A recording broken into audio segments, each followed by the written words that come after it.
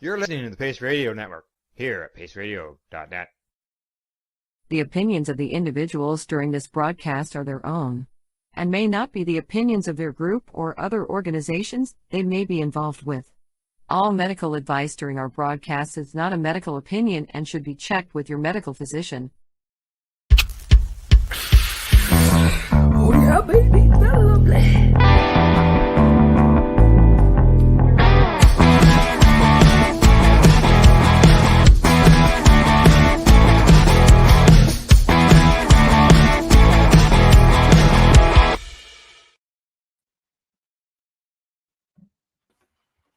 Good morning. It's July the 31st, and welcome to Psychedelics and Cannabis Educational News, live here at paceradio.net and cbgtv.com. Good morning, Rev Kelly. How are you doing today? Good morning. Good happy Monday morning. It's so beautiful outside my window today. How's it outside yours? Well, it's looking better now, but I can tell you an hour ago when I was first starting to set up to do this, I set up outside. Yeah. Oh, brr. I'm heading You back usually in. are outside.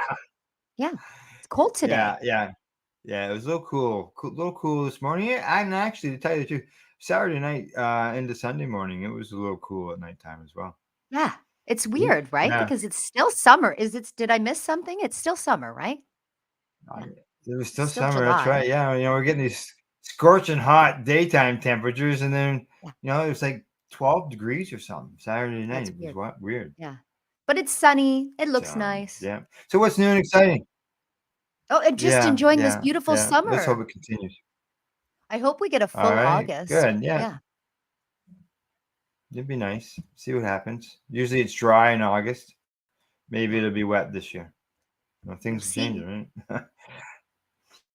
All right. Well, you say we get at her? Sounds great.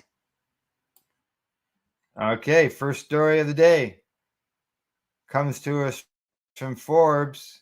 Come on. There we go. Uruguay marks 6 years of cannabis sales with 10.7 million grams sold.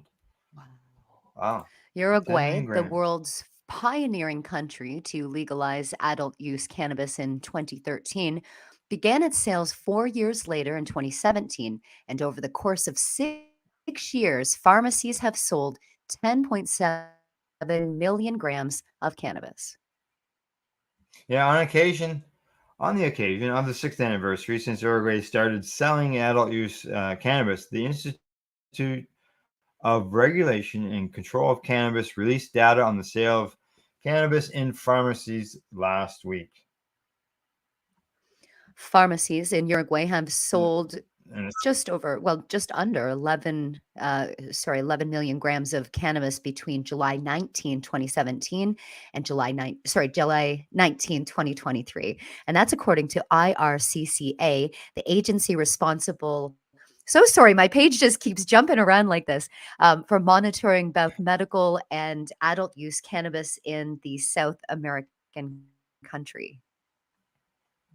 Currently, 61,509 registered individuals are eligible to access pharmacies for cannabis purchases. Moreover, there are 3 companies producing cannabis, and the sale of cannabis is authorized in 37 pharmacies distributed across 10 departments throughout the country.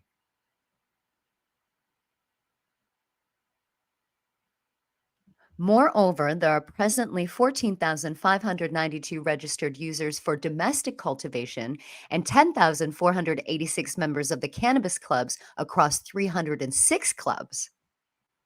Clubs. That's interesting. Yeah, the anniversary. I like that model. Exactly. This is something we could use here. The anniversary of the legalization of cannabis sales in Uruguay not only provides insights, but also serves as a starting point to discuss the current status of legalization in the country today. Uruguay adopted a distinctive approach in legalizing cannabis, setting it apart from the formulas used in the U.S. And Canada. In 2013, under the leadership of former President Jose Mujica, Uruguay became the first country in the world to legalize cannabis. The legalization included the home growing of up to 6 plants. the establishment of cannabis clubs, and the creation of the IRCCA. However, only in 2017, after a significant delay, 3 companies were selected through a government tender process to supply cannabis to authorized pharmacies and to start the sale of it. Unlike the free market approach in the legal cannabis states in the US and Canada, the sale of cannabis in Uruguay is strictly state controlled. There are 3 ways to access cannabis: home cultivation, cannabis clubs, and pharmacies. While cannabis clubs in Uruguay must have between 15 and 45 members and are allowed to cultivate a maximum of 99 female cannabis plants per club, with a production limit to 480 grams per year per member. Cannabis consumers can buy up to 10 grams per week from the pharmacies at the government fixed price. However, they must register with their fingerprints to ensure compliance with the weekly quota at the point of sale. Ooh, Wow, fingerprinting. I that's can just see that not going interesting. over very well here. Yeah, here's your fingerprints. Wow.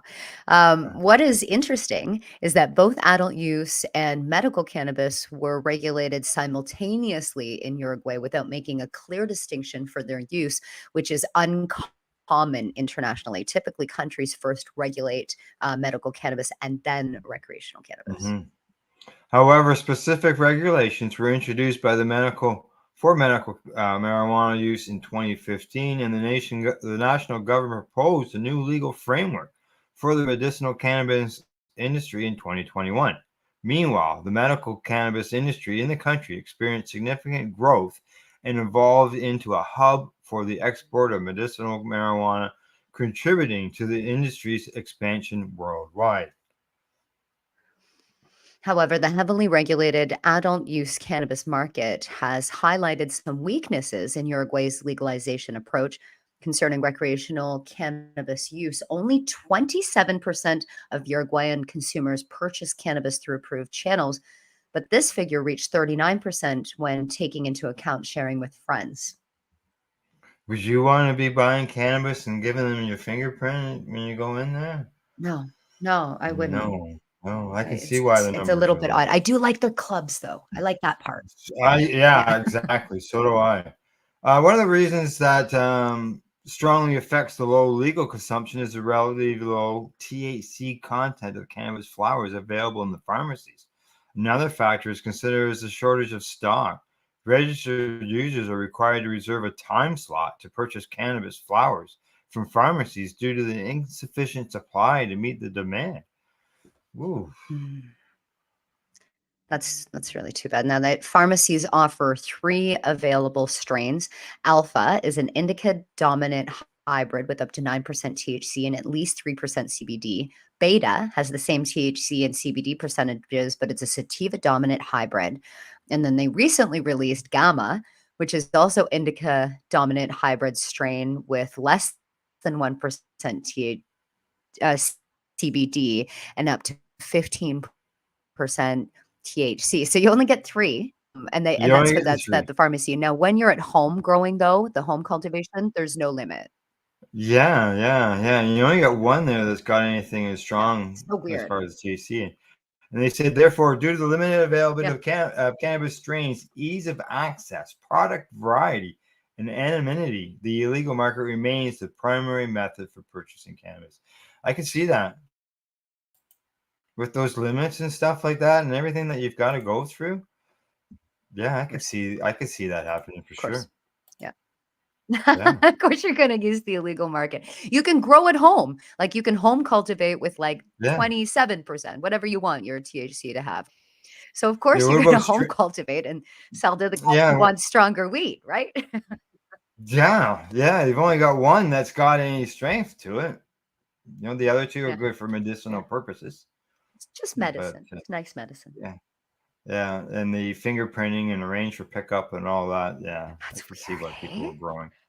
Yeah, Yeah. yeah. All right, on to the next story. Right here in Ontario, because Ontario is lowering its markups on cannabis as cannabis companies struggle to stay afloat. And this is coming to us from CBC. Thank goodness. Cannabis retailers and producers hope an upcoming move by Ontario's pot distributor to lower its price markups will help an industry still struggling to compete with the illicit market. Ontario Cannabis Store, the Crown agency that has a monopoly on legal distribution in the province and is the largest company in Canada selling cannabis. Yep. I just threw that line in there. It's most profitable. It's changing its price structure starting in September. The changes will reduce most wholesale markups that OCS imposes on cannabis products it sells to retailers, lowering its profit margin. Now, what remains to be seen is the impact that a reduction will have on prices consumers pay for cannabis or on the bottom line of the cannabis companies. Lowering the wholesale markups is a good first step for the OCS, according to George Smitherman. He's the president and chief executive of Cannabis Council of Canada. He says, there is no doubt that the reduction in markups at the OCS is beneficial to the cannabis industry. We'll be looking forward to celebrating future steps. Now, the cannabis sector in Canada has had little to celebrate recently. It's going through a grim year of financial trouble, especially among producers. Yeah, Aleafia Health, TSX company with 3 cannabis production facilities in Ontario, announced on Tuesday it's gone into bankruptcy. Protection, Fire and Flower retail chain with 90 locations across 5 provinces filed for bankruptcy protection in June. BC producer Tantalus Labs filed for insolvency last month, and I believe we're going to be talking about that soon. Mhm. And Canopy Growth, one of Canada's biggest producers, announced 800 layoffs and the closure of its Smith Falls, Ontario headquarters in February after racking up $2.6 billion in losses in less than a year. Can't even believe it. The Wow. business environment for cannabis producers is quite challenging, and many are struggling to be profitable, says Smitherman. He says the scenario for a lot of companies is that they just can't find enough after fees and taxes and markups to be able to pay their bills and to justify what as many, many billions of dollars of capital investment, billions of investments for the green Billions. rush. Yep. He says the OCS markup accounts for a very significant portion of the end costs that the consumers pay for their cannabis. Currently, the OCS markup, a wholesale markup, adds an average of 31% to what's called the landed cost of cannabis. That's the price that licensed producers charge OCS, which includes the excise tax of $1 a gram. I had read somewhere, Kelly, that it was actually 42% is what the OCS made on. That's ridiculous. That's Yeah. ridiculous. They're moving to a new markup of 25%. That's not even much of a difference, right? That's Yeah. 6% on most cannabis products and 23% on dried flower. My goodness. The agency Yeah. has reviewed its pricing policies over the past year and believes it's the right time to make these changes, says David Lobo, president. It's time now, almost 6 years later. Okay. Yeah. With this pricing approach, we will be much more in line with a number of other jurisdictions, Lobo says. We've been able, with the size of our market, to really put a competitive product out to the consumers, and I think that's going to continue to be the case. And the OCS estimates the changes will save the industry $60 million per year. So that just shows you how much profit's coming off of them. Yeah. Well, I mean, the OCS is giving away grants like they're just like Mhm. candy. So they have a whole surplus of money they've been making off of us for all this time, right? The amount that is in context, OCS moved $1.1 billion worth of wholesale cannabis and made $184 million in profit in 21-22. The agency is yet to publish its financial report for 22-23 fiscal year. Wow. Wow. So what's going to happen to the prices of cannabis, they say? People in the cannabis sector say they're not sure yet how the reduced markups will affect the price that consumers pay for cannabis in Ontario after they kick in on September the 11th. We will see once it's rolled out where the dollars flow, says Lobel. There may be some additional margin room that producers choose to keep. There will likely be some margin room that flows down to retailers, and there will probably be some that ultimately flows to the consumers. So what do we figure out? 6% reduction. So that's 2% for the consumer, 2% for the retailer, and 2% for wherever. It's Wow. it doesn't make a big difference. No. Yeah, A spokesperson for a prominent cannabis retailer says he doubts the changes will significantly bring down the prices that consumers pay. He says, I I don't agree. think they'll see a difference in retail pricing, says Cameron Brown, communications officer for the Honey Pot, which has 20 locations across Southern Ontario. I think most products that consumers are buying today on shelves will remain fairly close to the same price. Yeah. I believe most of the savings will go to licensed producers and retailers. We'll see little of it.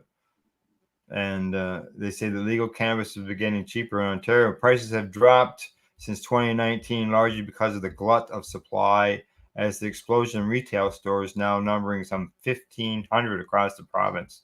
That's according to Michael Armstrong, associate producer at Brock University. I wonder if there's still 1,500 because I'm seeing a lot of them go under. I wonder if there's just 1,500 that have been licensed. It would Maybe. be interesting to know what number is still with us. There's a Hmm. lot of competition that has squeezed the margins for both products, producers and retailers in the cannabis industry in Canada in general, and Ontario in particular, said Armstrong in an interview. Despite those squeezed margins, Armstrong believes producers and retailers might still pass some of the other savings from the lower OCS markups onto the consumers in the form of lower prices in an attempt to carve more market share away from the illicit dealers. Do you think they'll do that? I honestly, I don't see the consumer price coming down too much. As the story starts out, the industry is struggling, so it needs to make some more money. So I can see more of the savings going towards the LPs or the retail stores versus going to you Yeah. and me and the guy down the We're, street, we're right? getting a little too excited here. Yeah, exactly. No, It says here 2%. that they're selling ounces for $50 just to compete with the illicit market. I have never Well, seen a $50 ounce. I've seen under 100 in a legal store. I think it's come to like 70 or 80, maybe $90 with tax or something, but yeah. never 50. Come on. 50. That's like when you go out to a reserve and you see a $50 ounce, you back away slowly because you know you're not gonna don't consume that kind of cannabis. No, but $50. I don't know. I don't know. Yeah. What would that be for $50 for an ounce? What kind of cannabis are we getting? It's a Uh, couple of years yeah. old. It's cannabis growth from 5 years ago. Yeah, maybe. Terrible. We got a message here Oh, for us to have a nice day. Have a good day. hello. Good morning. There we go. All right. Let's see. On to our next story. This one. Government refuses to recognize First Nations cannabis laws. The chair of the Six Nations Cannabis Commission says the government's refusal to recognize Six Nations cannabis law is racist. Kathy Marr told Six Nations of the Grand River elected council at Monday's political liaisons meeting that their team and cannabis businesses on First Nations have to deal in cash in order to avoid investigations because the industry is still viewed as illegal by off-reserve governments. They can't have a bank account, she said, and the businesses having one puts them at risk. The commission has been using the Six Nations Finance Department to write checks, and the commissioner's money is stored there. It's really difficult, she says, to operate on cash. We can't put it in a bank. The commission gets money from the cannabis businesses to obtain a license from them. 5% of each sale goes to the commission, according to Marr, with 3% going towards their operating costs and 2% going back into the community. Wow, that's a great model. She says Mm. that it's risky for cannabis businesses to be using banks because she said if investigators find out, they could have their bank accounts shut Yeah. down. Of course, one Oh, local yeah. cannabis employer has 4 RESPs for their children and is currently being threatened by banking investigators just for the children's RESPs? Yep. Oh Yep. They are told they have 90 days to shut down their bank account or to find another bank. my Wow. goodness. Marr says Saying that they came to us. What do we do? This is happening right now. It's more prevalent in the First Nations, and it's not right. Yeah, it's happening. Retail stores being jeez. turned down, banks. Yeah. I'm glad she's speaking out about it. She said the federal agency recognizes Ontario's cannabis regulators, but not First Nations. She says, I think it's racist. Why are we different? She said their rules and regulations are similar to Ontario, so she doesn't understand why authorities don't recognize Six Nations cannabis laws. Dealing in cash causes issues for cannabis employers in terms of the employees as well. Correct. When you have to deal in cash all the time, they can't get benefits for their employees. The commission Mhm. refuses to keep cash at their office, Mayor informed council. It's brought over to Six Nations Council Financial Office, and if money needs to be given out, the Finance Department writes a check. Councillor Helen Miller said, if anybody ever sees investigators on the reserve, I hope they kick them off. I like that. It's not just Six Nations dealing with the Yeah. banking issue. First Nations across the country are in a similar situation, she says. Mayor told council the commission has been making strides in other areas, such as increasing their social media presence, and they're now in talks with Grand River Employment and Training to develop training programs for bud tenders. Wow. Huh. The commission is also looking at where and how it would distribute the 2% community contributions at the beginning of next year. Mara says after community surveys showed four priorities that need money. That includes housing, the food bank, education, and language and culture. Another issue with the cannabis industry is market saturation. If there's too much product and not enough consumers, they're not going to do as well if there were fewer. Mayor also told council that according to the commission, the product that is cultivated on Six Nation is superior to product off reserve. Mm. They go on to say that we want to be the progressive leader in safety and education regarding the Six Nations cannabis industry while encouraging sound environmental practices and community improvements through contributions. All right, I think that's okay. Still goes on. Keep going. I wasn't sure if it was still part of Yeah, the same I'm not. article. It looks a little Yeah, funny, eh? We'll it keep reading does. as much as we can. Oh, it's the same Same article. thing. All Yeah. right. Yeah, it Yeah. looks a little weird there, doesn't it? Just doubled up on the news, but Yeah. wow, I'm glad she's speaking out, and of course, we have ties to Alderville and Tyendinaga ourselves here, so, Mhm. we've seen that with our friends and partners over the years, feeling these kinds of things and having to go through this, so it is racist, and I'm glad that she's speaking out about it. Good to see. Got a door opening. Got a Oh, squeaky door hello. opening. Hello, it's just my granddaughter. She's come to get her iPad. All right, on to the next story. This one's coming to us from CBC. Headline says Burlington woman with MS says police busts at magic mushroom stores limit access to vital medicine. My goodness. For Allison Mearden, who lives with multiple sclerosis, the early July police bust at Hamilton's mushroom cabinet meant a massive and nearly immediate deterioration in her quality of life. Yep. The 59-year-old Burlington resident says she was relying on the East End Hamilton storefront, which sells several strains of psilocybin mushrooms, for the best medicine she's found to tamp down the debilitating nerve pain she experiences constantly in her face and throughout her head. I want people to know that this works for even the most excruciating pain known to medicine, says Mearden, Mm-hmm. describing a condition called, I'm not going to try it. I can get relief in 6 minutes, but I am always chasing the pain. That sounds terrible. It is. It's one of the nicknames it's been given is suicide Oh, pain because it's so severe and like Allison is the former host here on the Pace Radio Network oh. and it's been an forever thing for her that she's been dealing with this severe nerve pain in her face. Oh gosh. Yeah. She's a former corrections officer and longtime advocate for drug legalization. I can tell you, I completely agree there. She has been. She contacted CBC Hamilton after police raided the mushroom cabinet on Main Street, a few blocks east of Kellenworth.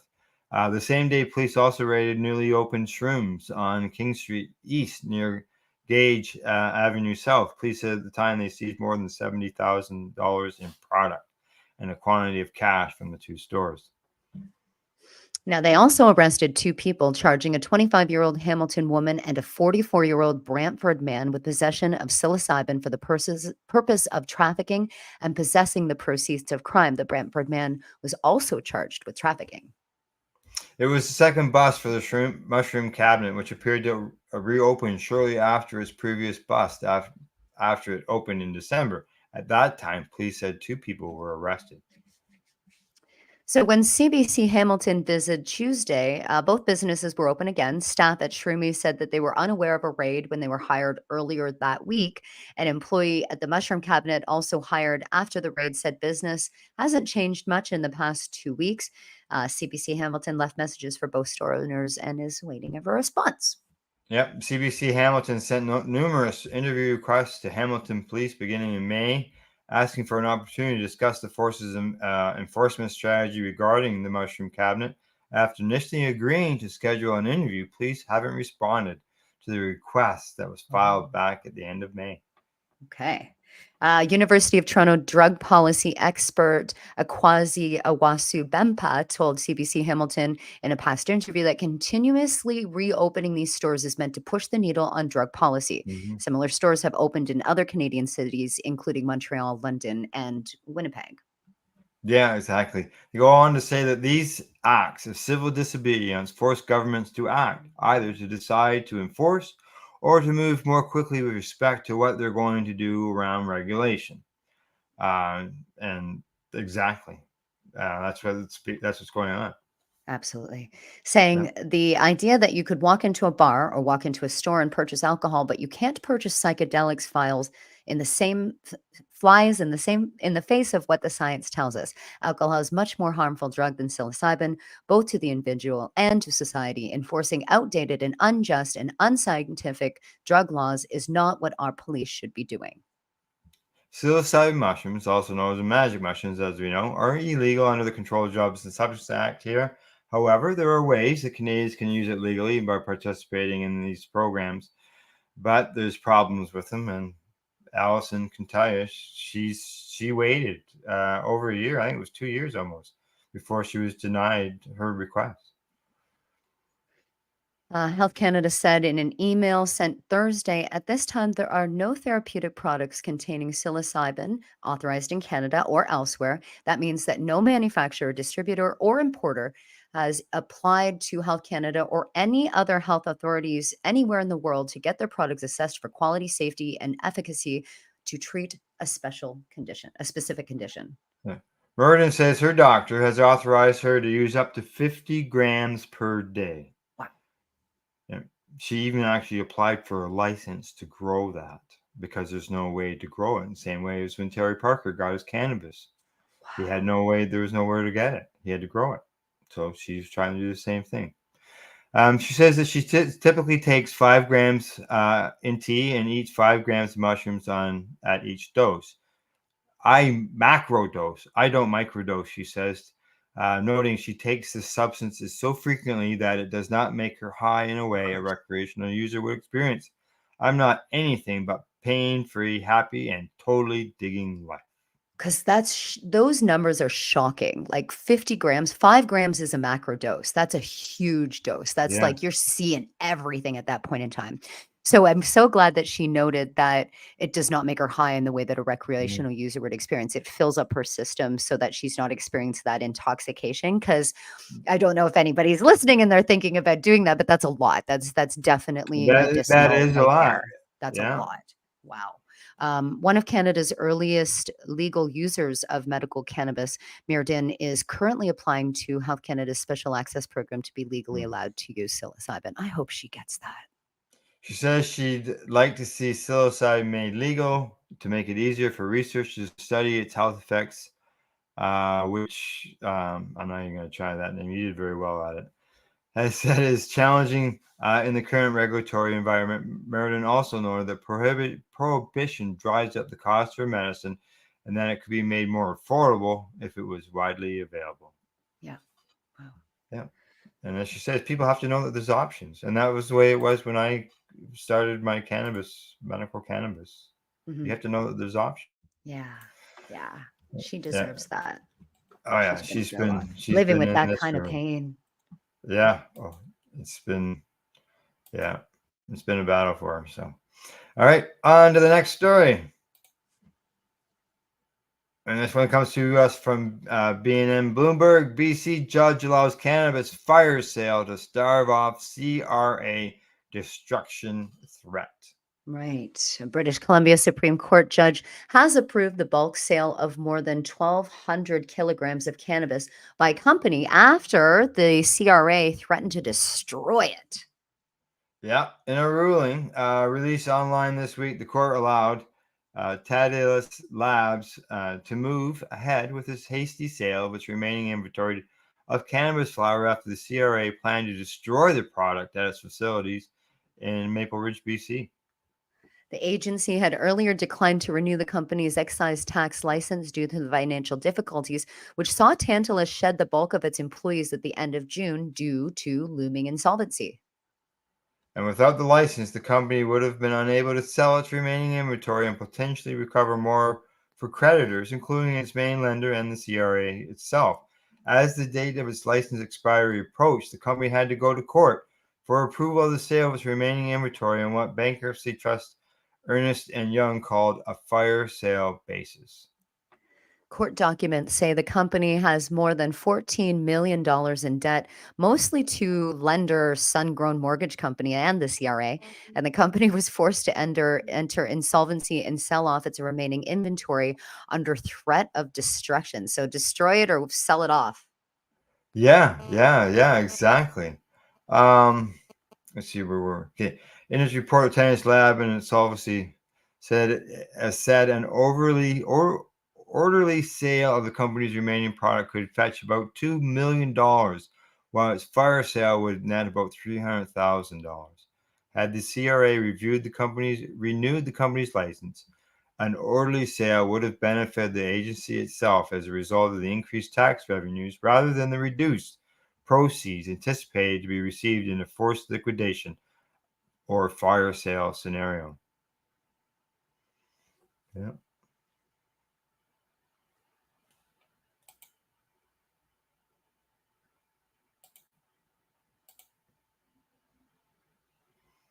Oh, looks like Rev Kelly's frozen.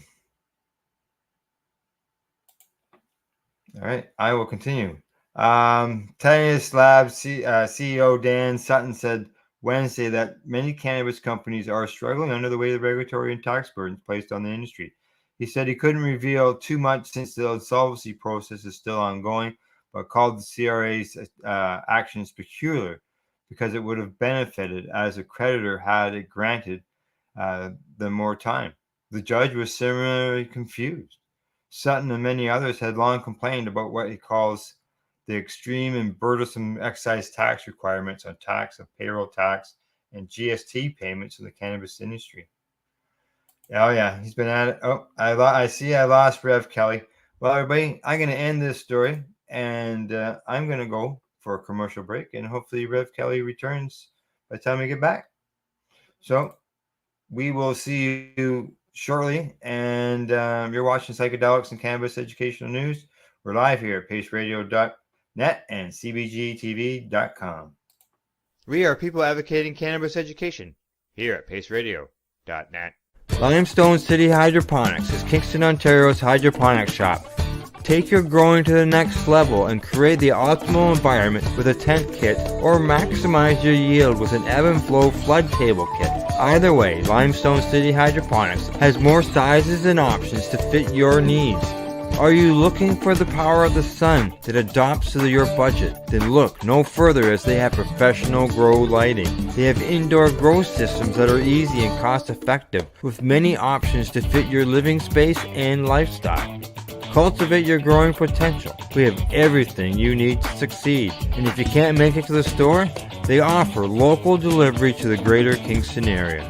Remember, when you're looking for experts to help you grow, then look no further than the locally owned Limestone City Hydroponics, 105 Sunderland Drive in Kingston, Ontario. Call them at 613-548-0420. Are you a cannabis content creator? Are you looking for a place to have your content seen? If you answer yes to both questions, then you need to check out cbgtv.com. CBGTV, broadcasting to a worldwide audience. Find us at cbgtv.com. Enjoy the buzz of legalization with Campbellford Lifestyle Shop. From lights to plant nutrients, books, consumption accessories, and more, we've got all your basics to grow or consume cannabis. Visit our info center or take a look at our piercing services and body jewelry, now available in-store through Campbellford Lifestyle Shop, 17 Bridge Street West, Campbellford. Are you looking to get your medical cannabis grow license? Limestone City Hydroponics can help patients through the process of obtaining their license to grow medical cannabis. What's that? You don't have a doctor. If you meet the medical criteria, Limestone City Hydroponics has a nurse practitioner who can assess and provide medical cannabis prescriptions. What are you waiting for? Contact Limestone City Hydroponics at limestonecityhydroponics.ca or call them at 613-548-0420. PACE Radio is the People Advocating Cannabis Education Radio Network. Legacy 420 have an awesome array of cannabis-infused beverages, from pop to Nature's Nectar's teas, all in amazing flavors. What a selection! We even have a delicious mango-infused juice, and let me tell you, it's delicious. Everything is infused in-house, so we buy our syrup from the same place where everybody else buys their syrup for their pop, and the infusion is done in the lab. It's all canned here, labeled here, produced 100% on Tyndonega. We have two lines of drinks. One is called our Nature's Nectar. That was our original line that we came out with, and then we also have a line under the Red E brand. We have them in 10 milligrams, 30 milligram, and 60 milligram cans. What a great selection for a get-together with friends or after a long day. Remember, if you want to wet your whistle with on-site lab-tested products, come see your trusted partner. Legacy 420 out on your road.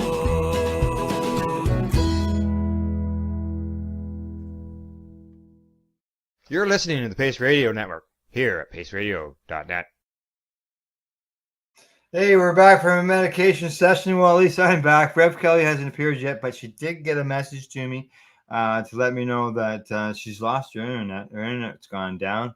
I'm not sure what's going on or why, but she will be back as soon as she can get here. Until then, I will continue with the news for today. So up next is from StratCan, Vancouver's. Oh, there we go. Rev Kelly's back. Hi, let's hope. Hey, Let's hope. Back for now. What happened? You just lost your internet?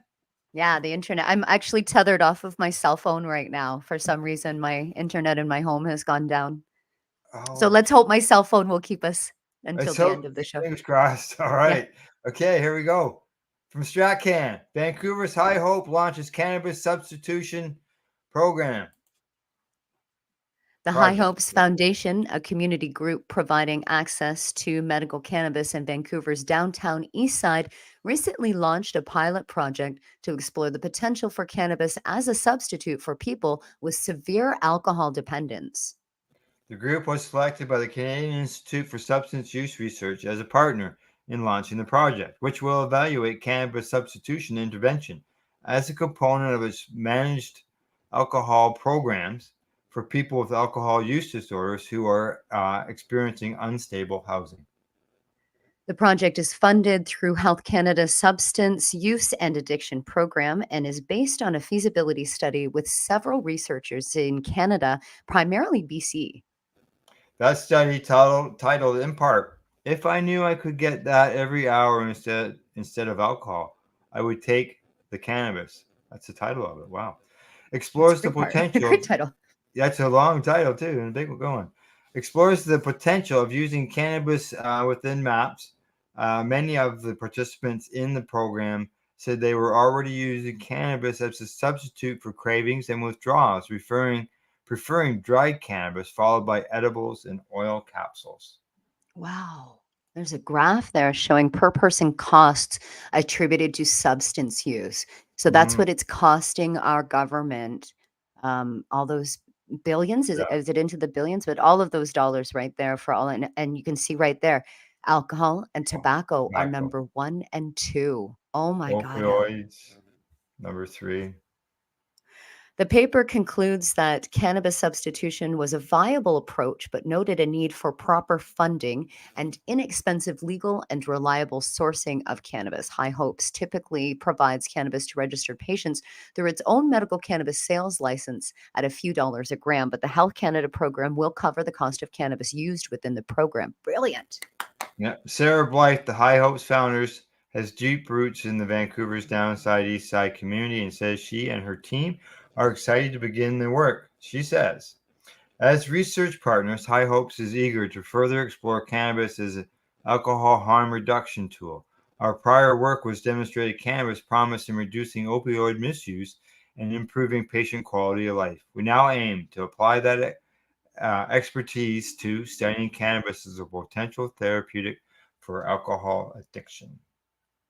With our experienced team of researchers and peer workers, High Hopes will continue pioneering safe, effective cannabis treatments to address major community health concerns. Now, High Hopes notes that early feasibility study data shows promising results for cannabis as an alcohol substitution. 63% already substitute cannabis for alcohol. Of those, 52.6% use cannabis daily, and 42% use it weekly for alcohol substitution. 79% use cannabis for alcohol cravings, while 52.5% for withdrawal symptoms. 84% were participating in a cannabis substitution program if offered, and 58% felt cannabis could help reduce drinking, but cited availability and cost as barriers. I could see that for sure. 79% are open to partial substitution and 63% to complete substitution. Good. Okay. So some good Now, the numbers community in- organization received their medical sales license in 2022, and after a long search, secured its first supply partnership with Canna Farms, which is a cannabis grower located just a few hours outside of Vancouver in Hope, BC. Wow, this is amazing. Yeah. I've known of what Sarah's been doing that way over the get little drips and drabs of information as time goes Yeah. on. Yeah. Good for her. That's amazing. Yeah. Gone right up to the point where she's got the license, right? And now she's It's so working with Health important. Canada to do these things. So important. All right, on to the next story. Headline says landmark trial to treat grief from cancer loss with psychedelics. Wow. The death of a loved one following a cancer battle can trigger prolonged grief that can seemingly cause life to come to a standstill. It can also be difficult to treat with traditional medication and therapy, leaving the griever stuck in a stage for a year or more. Now in one of the first trials of its kind, and the first in Australia since psychedelics were approved for therapeutic use, psilocybin will be used to treat adults in this grief holding pattern. Saying prolonged grief can cause really intense and overwhelming suffering, affecting a person's ability to function at home, work, and in their relationships. This comes from Vanessa Beasley, assistant professor in the QIMR Bolcover Medical Research Institute in Brisbane, Australia, saying it essentially leaves them stuck in that early bereavement phase. We want to investigate whether psilocybin-assisted psychotherapy can bring some relief and help them live with their loss. We've been encouraged by other trials where similar psilocybin interventions were associated with rapid and enduring mental health benefits for people with treatment-resistant depression and end-of-life anxiety. Now, the upcoming 15-week pilot trial will feature up to 15 participants who have lost a loved one to cancer. Participants will undergo 3 psychotherapy sessions ahead of the psilocybin dosing, which will be done in the presence of a therapist and a nurse, and afterwards they will have 4 more therapy sessions. The psychotherapy sessions after dosing day will really be focused on helping participants process their psilocybin experience and any unresolved grief, as well as identifying changes that participants might make to their life following the experience. It's really important the intervention is built around structured psychotherapy so participants can get to know their support team, prepare for dosing day, and later unpack the effects with expert guidance. The dosing day is expected to stretch 8 hours with the participant under constant supervision in a private room with a bed, plus props such as an eye mask and music designed for their experience. This is a clinical trial, said Dr. Stephen Parker, the trial psychiatrist. There's a lot of people who don't necessarily benefit and respond to conventional mental health treatments, and hope of something different, something new, is really important. The goal is to examine whether this therapy is acceptable, safe, and potentially beneficial to people in some way. And this will help guide planning of larger studies with big enough sample to test the effectiveness of this intervention for prolonged grief. There you go. Wow, that's a great study. Yeah. Even helping Want to people hear who are about that? suffering from losing a loved one. Never mind, Yeah, anxiety of the death. So, all right, what do we right, got? right. Candace watching their time there. All right, next story comes to us from Al Jazeera, and that there, the headline there says, "Outlaws, Morocco's rift provides refuge for cannabis farmers." There we go. On the steps of the Spanish mosque, tourists and locals are smoking keef, a mixture of cannabis and tobacco, while admiring the view of Morocco's famous Blue City in the northern region of the Rif. For centuries, the mountains of the Rif, which extended from the city of Tangier up to the eastern border with Algeria, has been a center of cannabis farming. Morocco is to this day the biggest producer of cannabis resin in the world. Yeah, Morocco hash, according to the First Nations. Yeah, Yeah. of course. In the front of the mosque, Murad, a father of 6 children in his 40s, watches the groups of tourists to see if they might be customers for the drug that he's been producing in the countryside for almost 20 years. After the independence of Morocco, the hippies came to the mountains and taught us how to harvest the cannabis plants into cannabis resin. Moran says, "Personally, I learned from my family and from my friends." I love that the hippies taught them too. Well done, hippies. Yeah. When someone Yeah. agrees to buy his product, Murad says goes down the hill and hides behind the bushes to avoid the stares of passersby and finalize the deal. Cannabis is widespread in the region, but its sale for recreational use remains illegal, and those found guilty, both buyers and sellers, may be imprisoned. Oh, but a slow liberalization is taking place. In July of 2021, in an effort to improve the economy, one of the poorest regions of Morocco, the kingdom, decided to officially approve a bill legalizing the production of cannabis for industrial, medicinal, and cosmetic uses in the 3 provinces of the Rif, while also creating a national regulatory agency for cannabis activities to monitor the production of legal cannabis. Official representatives came to the village in March to discuss the new bill with us and take the names of the people who might be interested, Murad says. For my part, I do not really know what I'm going to do. If I'm forced to switch to legal production, I will. But if most of my neighbors continue to produce cannabis illegally, I will do like them. Of course, I don't like living in fear, and I would rather have a legal activity. At the same time, I honestly don't think most farmers are going to follow the bill because we don't feel like it will benefit us. But I am aware this might be my last year producing cannabis illegally. For my own sake, I will probably have to switch to legal production soon. It goes on to talk a little bit more about the beautiful area and the region. I'm just going to skip ahead to the legalization Yep. and meeting the financial laws. It's got some really great, but this is really important too. It's saying that they're going to. So sorry, I skipped right down. And it talks about the history of that and then the photos, but then it talks about the legalization leading to financial losses in their Baptaza, which is a city 25 kilometers south of there. Their household is one of them. It is, eh? Well, just so you know, I've lost where we were. So Did you keep lose going. it? It just goes on to Yeah. talk about how that's criminal and they're just at the end.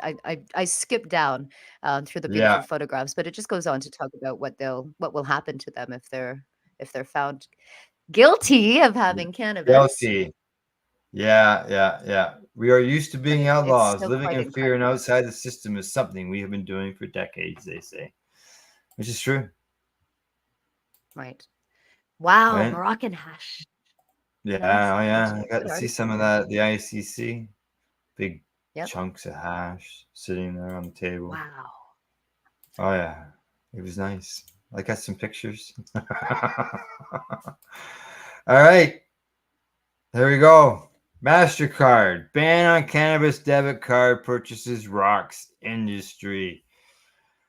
Yeah. Right. It's the new There we go. hardline demand that banks and payment processors immediately halt cannabis transactions involving its debit card, and it's upended the cannabis industry, put more licensed operators at financial risk.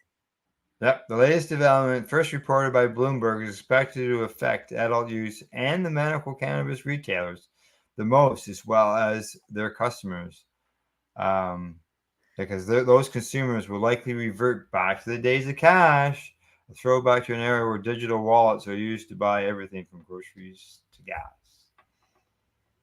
It's also a stark reminder that these types of business setbacks will persist without federal cannabis reform, and as long as cannabis remains illegal under US law. Earlier this year, cannabis operators were forced to scramble and find a new payroll provider after receiving a memo from Paycheck advising that the company would no longer access direct deposits or offer other services for cannabis related businesses. Mastercard issued its cease and desist orders earlier this week to participating banks. In accordance with their policies, we instructed the financial institutions that offer payment services to cannabis merchants and connect them to Mastercard to terminate this activity. It's widely believed that the vast majority of cannabis debit transactions at U.S. cannabis stores are routed either through First Federal Bank of Florida or Dart Bank in Michigan. Executives from the two banks did not immediately respond to the MJ Biz Daily inquiries. As a result of the MasterCard order, cannabis businesses said consumers will likely see more ATMs at stores. And that's what I see when I go down to the reserve, ATMs in the stores. Yep. That's what you use. Retailers in the supply chain will also have to deal with a lot more cash, which brings its own set of challenges and risks. Of course it does. Cannabis companies are particularly vulnerable to break-ins and robberies given the high cash nature of the business. We are taking a situation and making it harder for cannabis businesses to facilitate legal operations, says Don Morris, co-founder of California-based Protus 420, which makes a point-of-sale and inventory software for cannabis companies. What this means is moving into heavier cash processes again, which increases theft and potential for more illicit market operators to move back into a space prior to legalization. Yeah. Oh, yeah.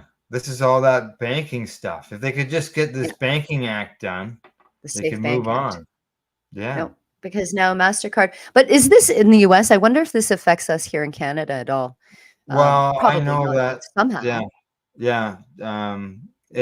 Well, I know that one of our sponsors has had problems in the past trying to get even just a debit machine. Yeah. They can interact. It's just, and it's all connected as far as everybody's concerned that I'm hearing on this end of things. It's all connected to the U.S. banks, and they're just and the federal government down there having it illegal. Right. If they just change And that, you're mentioning the ATMs and the reserves shops, but that's what we're going to just have to have that. We're just going to have cash. Yeah. They just put the cash into the machine, and the customer comes in and. But then it states there where are you going to keep it all? Where are you going to keep all this And this is what they've been dealing with ever since, like legal. Just think of California, 1996, for the last 20 some odd years, dealing with cash. Yeah. And they could change all that. All they had to do is safe banking. federal government. Right. Well, look how long it took us in Canada to be able to get a bank account with the word cannabis in it. Years. Like there was the first few years of legalization, they were not.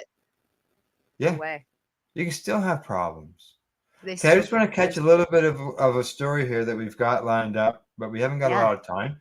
But I just want to catch a little bit about it because it's something I think we're sort of discussing this, and that is the fact that it's illegal, and it needs to be reviewed. So this story, which we'll catch in just a few minutes of, it says that the DEA head commits to request a marijuana review timeline with health agency as Congressman floats Schedule 420 classification.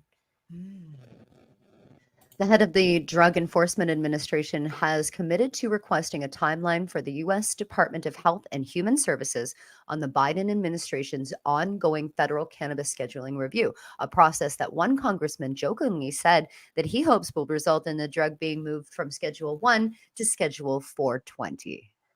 At a House Crime and Federal Government Surveillance Subcommittee hearing on Thursday, Rep. Matt Gates pressed DEA Administrator Ann Milgram for her thinking on the review, as well as the challenges posed by the current patchwork of state cannabis laws under federal prohibition. Milgram said that DEA has not yet received a scheduling recommendation from HHS, which is carrying out a scientific review into cannabis. When the agency does review it, it will then carry out its own 8-factor analysis and open public comment before making the final call. We have constant conversations with HHS and with the FDA, but we have not been given a specific timeline. Gates asked if the DEA administrator would request a timeline from HHS, and she said, "I will ask." Wow. Congressman asked if DEA has any reason to oppose the removal of cannabis from Schedule 1 of the Controlled Substances Act, and Milgram said that she couldn't prejudge it at this time without the recommendation from HHS, as well as her own agency's analysis. As the head of the DEA, I will ultimately be responsible signing off on what the scheduling is. Yeah. Okay. Gates also brought up research linking the legalization and regulation of cannabis at the state level to lower rates of opioid prescriptions, and asked Milgram would take that into account as DEA makes a final scheduling determination. It's not fair. Come on. I know. Eh? Move it forward. At least we know they are talking about it, but it has to be done. It's time for action. Action. Right? Right. All right. Anything before we go? That's it. I'll see you next Monday. Oh, no, we have a holiday next Monday. So I'll see you the Monday after. Exactly. That's a news report for July the 31st from the Legacy420.com news desk and for our buds at Campbellford Lifestyle Shop, Limestone City Hydroponics, and also 420, Legacy 420. In closing, we'd like to say thank you for watching and listening. Plus, don't forget to educate, medicate, and do not incarcerate. You're listening to the Pace Radio Network here at paceradio.net. The opinions of the individuals during this broadcast are their own, and may not be the opinions of their group or other organizations they may be involved with. All medical advice during our broadcast is not a medical opinion and should be checked with your medical physician. When you have a pain that's reached its peak, Legacy for 20, it's so unique. If organic cannabis is what you seek, here's your trusted partners 7 days a week. Suppository salves, vapes and drops, topicals, edibles, infused pop. Just when life seems like it ain't easy, at Legacy 420, enjoy a pop freezy. Lab tested products, make them the GOAT.